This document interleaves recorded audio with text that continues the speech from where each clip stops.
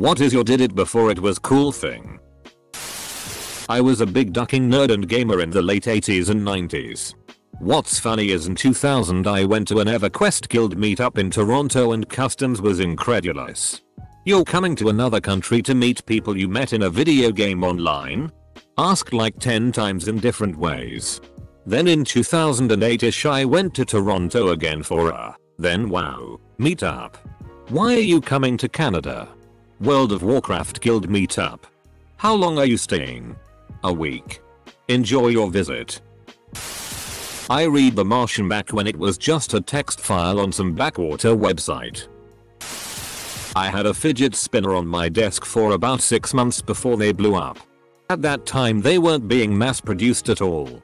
You pretty much got them 3D printed or laser cut from acrylic. I thought they were neat and sent them to my dad and brothers for Christmas. I still have my first one on my desk. It's laser cut neon yellow acrylic. Saw Kendrick Lamar in a college gym for $5 in 2011 lol. Edit. Just found the flyer. It was $15. Geocaching. My friends and I were doing it with a Palm II with a GPS attachment back in 2000. Bought Bitcoin in late 2010. Was on a Malaysian private server for an old game I used to love. Called Risk Your Life, RYO. This server has a real money mall and of course I am dumb enough to want to pay to win.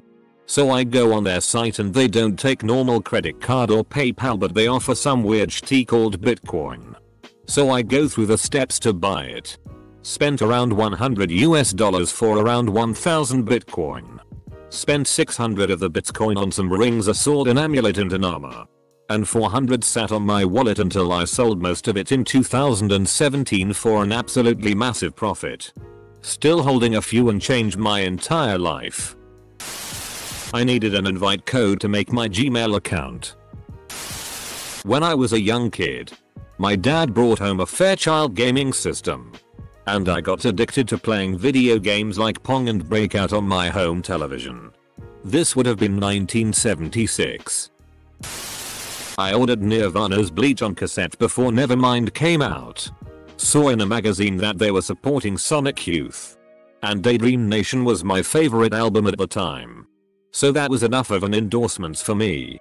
Close bracket. I was the coolest 14-year-old in New Zealand for like 2 months. Then Smells Like Teen Spirit came out. And I spent the rest of my teenage years declaring that I liked them before they were cool. Nobody cared. And I still miss Kurt. Edit. I was also the first person in my hometown to know about Wu-Tang Clan. I had to order the cassette from the US. Probably had to dub 20 copies from it for all the other kids at school.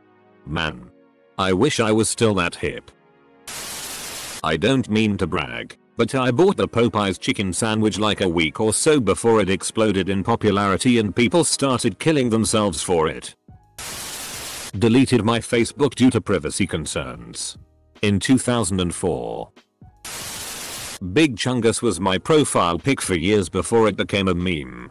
Storage unit auctions. Before 2010 when the Storage Wars show first started. You could find auctions with a few bidders. Mainly pawn shop guys. But find smaller ones on the cheap for furniture. Especially during my cheap college years. Show up. Place a bid for $20. Get a couple end tables. Bed and share. Thanks to that show. Everyone thinks they'll hit the jackpot. As if people who default on their units or leave behind 1940s memorabilia or something. Bids skyrocketed beyond comprehension on or around 2011. It just hasn't been worth it since then. Most of the stuff is junk. People. The TV shows are fixed and edited. It's not worth it thinking something is always hidden. People with valuables many times put that in a safety deposit box. Not a storage shed unit. I feel bad for the college kids who not only can't get decent apartment rent levels, but also can't get furniture on the cheap from storage sheds like I used to. Simply because of the false expectations from a fixed TV show.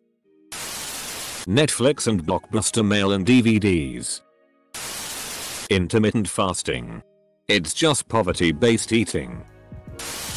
I read the Infinity Gauntlet comics when they first came out and had Thanos and the Silver Surfer on my birthday cake back in 1993. Not really a cool thing, but back in the 80s I worked at a resort where we paid ridiculous amounts for things like toilet paper, paper towels, and other consumables to be delivered. The newly opened Sam's Club had way better prices, but we didn't have big enough vehicles all the time to go pick supplies up on a regular basis. So I just walked up to the manager and told him things like we spent $13,000 a year on toilet paper and other details, and how it would be nice if they delivered. He thought about it, crunched some numbers, and a few days later he called us and said they would do it. The manager later told us he got all kinds of kudos from his management for thinking out of the box and that they were going to start offering this service in other locations. So yeah, I did that. I've been streaming movies since 1999. I bet you download Cars. Bitcoin mining in 2014 but sold it to buy a phone case. Yeah, I paid someone 12 Bitcoin for a Minecraft skin when I was 14. I used to record with a VCR when I played Mario Bros 2. When VCR recording came out I thought, hey, I could record whatever is on the TV, right? It worked. I was floored. I ended up watching the tape once and thought it was the coolest thing ever.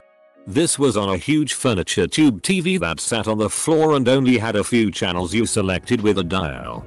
So, I pretty was a Twitch streamer before it was cool. The only minor difference was I didn't make millions of copies and mail them out to the masses. I used to drink from jars 20 years ago. My college roommate was from Seattle. He had been to a few Macklemore shows when he was in high school. I remember when Language of My World came out. My roommate was certain that Macklemore would go from being a semi-underground PNW rapper to a household name.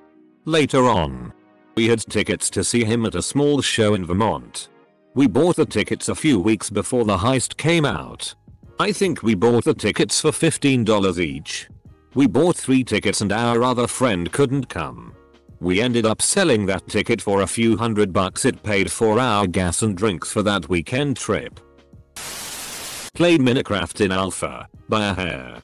So I have that going for me, which is nice. Saw 9 Inch Nails in a tiny club. I was on the internet in the mid 80s. I was the only kid in high school that printed book reports and probably one of the few that even knew what a modem was. Edit: yes, the internet existed before the www. No, the www is not the internet. Yes, there were also BBSs. I ran one. No, I'm not confused. My mother was a librarian at a state college, so I used her access privileges since I was only 13 at the time. I first dialed into it with a Popcom 1200 bits per second modem on an IBM XT running an 8088 processor. Rollerblading. Ahem. Bear with me. I bought a pair in the US circa 1989, when the only people using them were ice hockey players doing summer training. And they were completely unheard of in Europe. Brought them back to the UK. And for a while, I was the most cutting edge skater in town. By the time they became popular, and dare I say, cool, I'd already ditched them and moved on. And no, the hardest thing about it was not telling my dad I am gay. I remained safely in the closet. Competitive gaming. You used to be an absolute loser if you were into it. Now those same kids are basically celebrities. I used to monitor Apple's App Store religiously on my iPod Touch. Every Thursday afternoon they would update it with a fresh set of curated up-and-coming games. I got Temple Run the first day they showcased it but deleted it after 10 minutes because I thought the graphics were weird. Saw AC/DC in concert before they were cool, at least before they were cool in Fresno. Close bracket. There was a lot of serious heckling and booing, cups and stuff thrown onto the stage. Bon Scott dropped his trousers and bared his ass to the crowd, then walked off the stage. If I recall correctly, there was nothing wrong with the performance. But the people were there to see Aerosmith. And didn't want to wait. Listened to podcasts before they were podcasts. Recorded shows, just like today. Some were for online distribution. Others were recorded versions of broadcasts, were put on a web server or FTP server where you could come download them. They weren't quite podcasts yet. Because the idea of hooking them up with an RSS feed hadn't come out yet. Not even sure if RSS had been invented yet. TBH. So I had a script that ran as a cron job on my desktop, which would grab a directory listing at regular intervals and download anything I didn't already have. Most of them were MP3. Of course. But at least one was real audio. Read Game of Thrones in 1998. I had to wait for book 3. You kids have no idea. Played Dota. I was one of the beta testers for the original Defense of the Ancients custom map on Warcraft 3 back in 2002 to 2003. Sadly, the creator, a guy named Yul, chose not to port the map to the Frozen Throne expansion when it came out. For reasons I still don't understand. Another guy named Ginsu stole the map and ported it over instead as Dota Elsters. Today, Ginsu, not Yul, is remembered as the creator of Dota, which is a bit frustrating for us original folks. I was uncool before being uncool was cool. Everything nerdy. I attended high school in the 90s and you kept the nerdy shit hidden. Then came the Star Wars special editions. Then LOTR won a bunch of Oscars. Nerd stuff became more and more mainstream. Then the cool kids started watching Game of Thrones. Now Dungeons and Dragons is having its biggest growth ever. So grateful. I love how it's no longer niche targeted at young males. Now, the neckbeards who get triggered over fake geek girls. I don't understand them. I'm old enough to remember when a girl who had the same interests as you was a good thing and the basis for a relationship. Shopped at Amazon. I've been doing it since it just sold books. Eating blocks of cheese without cutting it. Close bracket. Not cool yet. But I have hope. Edit 2. Punctuation. Thanks for all the awards, fellow cheese enthusiasts. Watching Bob Ross. Literally the only channel that was decent in my house was PBS. As soon as I came home from school it was on. Black Panther was my son's favorite superhero back in like 2014. There was no character merch and I paid ridiculous money to find discontinued Black Panther toys.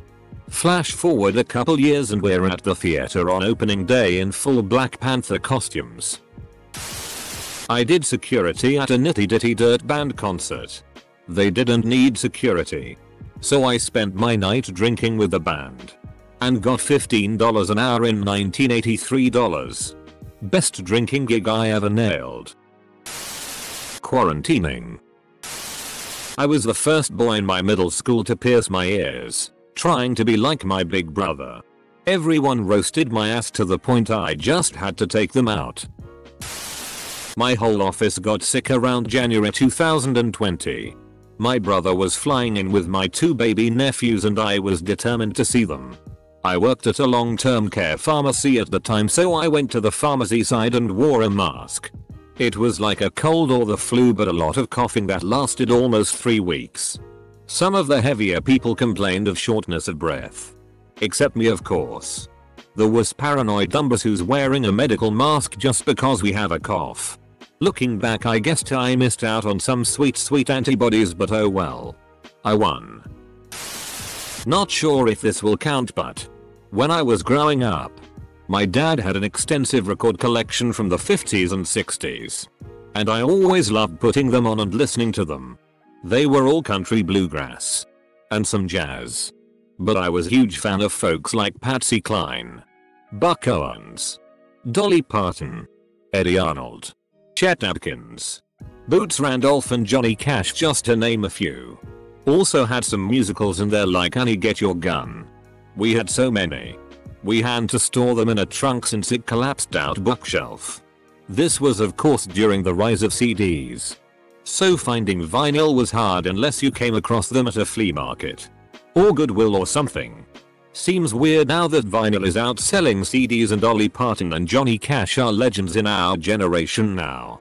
And my favorite song from Annie Get Your Gun is now remixed for athletic commercials. Anything you can do I can do better. For the longest time I couldn't talk about it for fear I was a dork. Now I can't talk about it for fear of being a hipster. Beyblades. Computers being online. I've been online since 1985. 1983 if you count my short time on CompuServe before my mom, who didn't understand how phones really work, told me I had to take the modem back. My first computer? A VIC-20. Shopping at Asian markets. Started in the early 90s. It became really popular in the early zeros. Red Bull. It used to come in these little glass bottles. We were all hip to it in 216 before anyone it seemed. Minecraft. Played it way back in the alpha version before everyone and their mom knew about it. Watched Cenanas make a video about it and bought it immediately, and that video was the first spark towards it being the giant it is now. Walled up my kitchen in the height of the open floor plan era. And now whenever I read an article about how renovators are moving away from the open floor plan, I take all the credit. Buying large amounts of toilet paper. In 2018 my dad and his wife went on holiday for a week and I moved into their apartment for the time to take care of their cats. Now when I was at his place I often rearranged the toilet paper rolls and made like a tower of them. My dad often did the same thing, so this was an ongoing theme. But now I was there for a whole week. So I decided to just go to the store nearby, grab as much toilet paper as I could carry. Got some very weird looks, and once I got back I decorated the bathroom with towers of toilet paper rolls. When lockdown and all the toilet paper panic happened, I often made jokes about how I bought a massive amounts of toilet paper and they all laughed about it 2 years ago. Listening to Matasahu. Saw him perform on some talk show when I was homesick from school and jumped on Napster to download his first album. Couple years later and he was all the rage. Drank Pabst. When deployed in 2009. One of my platoon sergeants had a PBR tat. He took a picture of him with all his gear and sleeve rolled up to show his tat and sent it to them.